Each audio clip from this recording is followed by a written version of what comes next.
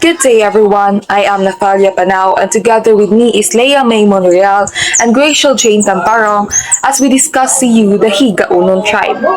Today we'll be talking about their clothing, location, subgroups, religion, language, livelihood, cultures and traditions, courtship, marriage, burial, beliefs, products, festivals, musical instruments, gods and deities, foods, tribal systems, and their education. First, let me give you a little peek of their history. The Higaonon people are famously known as the people of the living mountains. This name perfectly suits them because they are living in the highlands for a very long time. They are also called the weavers of peace. This is because they value harmony, avoid conflicts, and they are very skilled in living. Now let's proceed to their location. The Higaonon people primarily inhabits the areas of north-central Mindanao. Their communities are not just in one place but are scattered in the 5 beautiful provinces. These are Bukidnon, Agusan del Sur, Agusan del Norte, Lanao del Norte, and Misamis Oriental. They usually settle near mountains and rivers. For the men, their traditional outfit is called sinabaang. It usually consists of long sleeves matching with pants. The common colors are black, red, and white. These specific colors symbolize tribal rank and show that the wearer is a leader of someone important or noble. They wear this during important rituals, weddings, and gatherings. Now, for the women, they wear the panapton. It is a traditional dress that is like a malong wrap around or a blouse paired with skirt. It is usually made from a woven fabric with very colorful and unique patterns. This is worn to look beautiful in special occasions or ceremonies. Accessories are very important to them because it tells about who they are. For men, they wear a tangkulo, which is a headcloth that symbolizes bravery and maturity. They also wear baklaw, a beaded necklace for protection, and salay, a beaded necklace that shows status and leadership. Now let's go on for women. The women wear lumbong, a beaded headdress that matches the color of their dress. They have salay necklaces also, same sa laki, and balading earrings made from shells or beads, and singgil, which are beaded anklets used during ceremonies. Now, the Higaonon tribe has deep meanings to their colors that they use in their clothing. We have here the red, which means courage and strength. We have here white for peace and unity, yellow for life and prosperity. They wear simpler clothes during working days or their everyday life, but they wear full traditional attire during ceremonies or gatherings. Now let's proceed to subgroups. The Higaonon tribes has 2 main historical groups. Before, we have warrior clans whose job is to protect their land and the people. And we also have the peaceful clans who focus on farming, planting, and weaving. But now, they are now living together with harmony. They are divided into 8 river-linked clans. Each clan is tied to a major river in their ancestral land like Ojongan, Agusan, Kabulig, Taguloan, Lanao, Cagayan, Pulangi, and Balitukan. Now let's proceed to their religion. Okay, religion. We have here religion. Their traditional belief is called animism. They strongly believe in Magbabaya, the supreme creator who created everything. They also respect the nature spirits called Diwata, which are commonly found, according to them, commonly found in rivers, rivers, trees, and mountains. They believe in living in nature with harmony. Now, they also practice ancestor worship, where they honor the spirits of those who pass away because they believe that they guide and protect the living.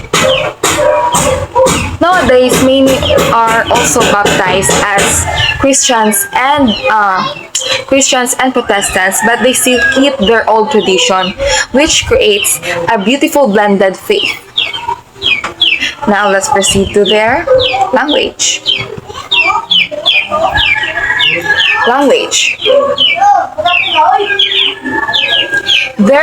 Their language is called Higaonon, and sometimes it is also referred to as Binukid. They use their language in their daily lives to keep their culture alive. Here are the examples you can see. Mayad nga adlaw, which means good day, a universal greeting for any time of the day. And the rest, yes. Now let's proceed to their livelihood. Their main source of income is farming or agriculture. They plant crops for their own food and also grow products like abaca and coffee to sell. They use traditional methods like kainin, slash and burn for the slash and burn for planting upland rice. They also do hunting, fishing in the rivers using traditional tools. They gather wild fruits and root crops. They are also very famous for weaving. You know, earlier I already mentioned weavers of peace. They are known for that because they make a fabric called hinabol. They also get resources from the forest like wood, rattan, abaca, bamboo, and medicinal plants. Good day, everyone. At this part, I will be going to discuss about cultures and traditions. So first is a courtship. So in a courtship, there is a pangahaon. So what is this? It is a formal way of asking for marriage done with the guidance of the dato and elders. Next is the banog-banog dance, which allows couples to express affections and cultural identity. So, the man shows responsibility by helping and respecting the woman's family with community involvement.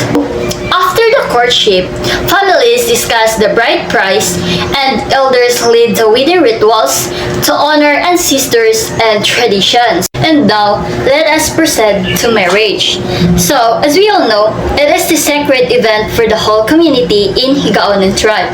So, there is called Botos Tasinakungan, which is the old rules that guide it. They focus on unity, respect, and honoring ancestors.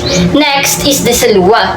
It is the traditional Higaonon wedding ceremony where elders lead rituals to bless and unite the couple before the community. Before marriage, the man's family gives gift to the woman's family as a sign of care and respect. The ceremony includes rituals to ask ancestors for blessings, and couples promise to take care of each other and their community. So, married couples often work together in farming and other community tasks. And next is the burial of the Higaonon tribe. So, burial is usually done in the same day of death.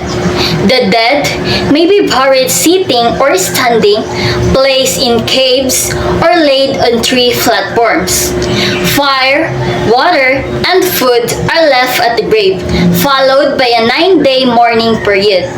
A pamuhat ritual honors ancestors and guides the soul. Burials are often held in sacred forests with simple grapes, while important members receive platform burials. Let us also tackle the beliefs of the Higaonon tribe. So, the Higaonon believes in Magbabaya, which the supreme god, with Malimulin as his messenger.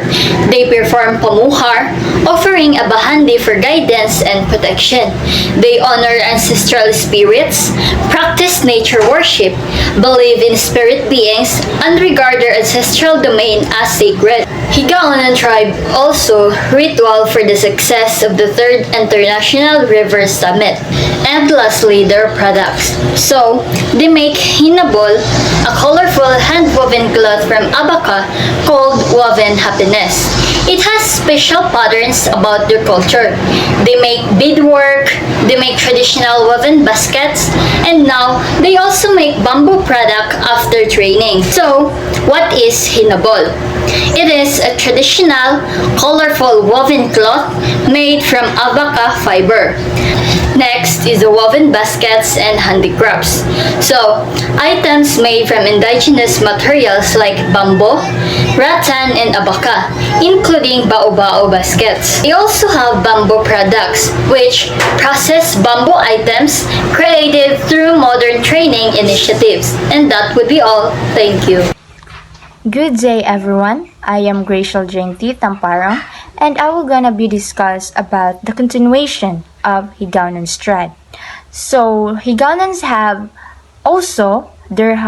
a festivals and rituals like Pamuhat festivals, harvest celebrations, and cultural showcases. So first is Pamuhat. For Higaonons, this is very important Thanksgiving rituals. They thank Magbabaya or their supreme god and ask for blessings like good harvest and health. It also led by a spiritual leader called Abayland. Second is harvest celebrations.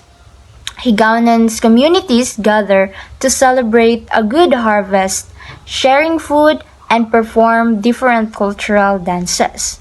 The third festival is cultural showcases. Their culture is also shown in town fiestas and special events, featuring traditional dances, music, and clothes. Higaonon's musical instrument. They have agong, tambol, and pulala. Agong, it is a large bronze gong used in gathering and dances. Tambol is a wooden drum covered with animal skin to produce a sound. And last is pulala. It is a bamboo flute used for meditation and storytelling. Higaonon's god and deities. The Higaonon people believe in a spirit world where gods and nature spirits guide and protect humans. Their beliefs are animistic, meaning nature, ancestors, and spirits are sacred. The first is Magbabaya. Magbabaya is their supreme god and creator. Magbabaya is their source of life, wisdom, and justice, worshipped through rituals like Pamuhat. Second is Manama. Manama is their great spirit. It is the aspect or name of Magbabaya. It represents life force and guidance. The third is nature spirits. It is the spirits of forest, rivers, and land. It controls nature and harvest. The fourth one is the ancestral spirits. It is the spirits of ancestors who guide and protect families and communities. The last is the malevolent spirits. It causes illnesses or bad luck when offended. Appease rituals like panubad-tubad. Higaonon's food and delicacies. They have linotlot, kayunot, labo, inasinan, and nilambiran. Linotlot, it is made of chicken, fish, or shrimp. Linotlot is a food cooked inside bamboo tubes, giving it a smoky taste. Second is kayunot. It is a traditional delicacy using a specific species of frog. It is a particularly for breastfeeding mother. The labo or wild yam. Labo is a staple food made from wild yam, prepared carefully to remove poison. Third is inasinan. It is meat or fish preserved using salt. And last is nilambiran, food cooked in coconut milk with local vegetables. Tribal system of governance in Higaonon tribe. The first is Timuay. Timuay is the highest ranking local leader who acts as chief, judge, and mediator, settling conflicts between the families. The second is Datu. This is the supreme ruler who organizes and unites larger territory. Third is Gukom. Gukom is the council of elders who advise the Datu to ensure that the laws align with Sabanan tradition and culture. Governance structure in Higaonon's tribe is often based on wisdom and experiences, not in heredity. Notable people and graduates in Higaonon tribe. First is Senior Doyat Luarca. She helped build schools in remote areas so that she can teach little children to access education, teaching reading, math, and life skills. Hundreds of her students have grown up to help their own communities as teachers, health workers, or leaders. Second is Mr. Rodolfo S. Oco Jr., MTE. He is a faculty member, alumnus of Boksu Automotive Technology, and also proud member of Higaonon tribe in Bukidnon. He finished Masters in Technician Education and also graduate in Bachelor of Science major in Automotive Technology, and he graduated from Cebu Technological University or CTU. Last is Datu Budlua Ansihagan. He is a Higaonon tribal leader, a Datu, and cultural knowledge keeper. Expert in Panud, Higaonon oral history, and sacred narratives. No formal Western education. Educated through indigenous oral traditions and elders. Collaborated with Aokla Professor Dr. Una Paredes, main narrator for the written Panud book in the Higaonon language. Help preserve endangered Higaonon language. In conclusion, the Higaonon tribe has a beautiful culture that connects them to nature, their ancestors, and each other. It is important that we respect and preserve these traditions. Thank you.